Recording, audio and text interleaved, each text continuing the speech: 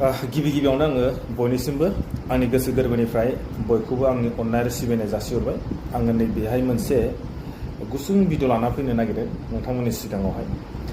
दिनैसिम अननाय थानायखायनोथ' आङो 7,000 आंबो फल' खालामबाय।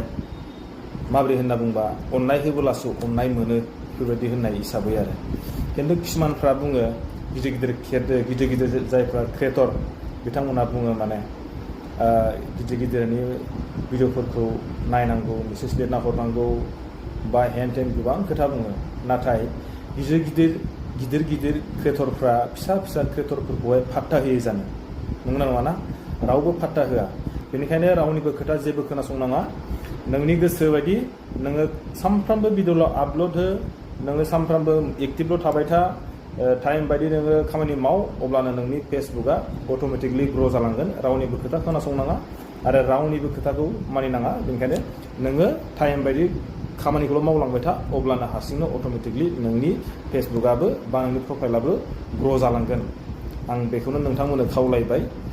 आरो नोंथांमोना जुदि मोजां मोनदोंबा आंनि भिडिअखौहाय शेयार खालामना होदो, आं बयखौबो खावलायबाय। आरो जोबनायाव आं नैबेखौनो बुंबाय, बेनिखायनो मालायनि खोथाखौ बारा खोनासंनाङा आरो बाराबो लानाङा। बेनिखायनो नोंनि टाइम बायदि नोङो गोसो होनानैल' खामानि माव, अब्लानो अट'मेटिकलि आपडेट जालांगोन। लोगोफोर बेनोसै।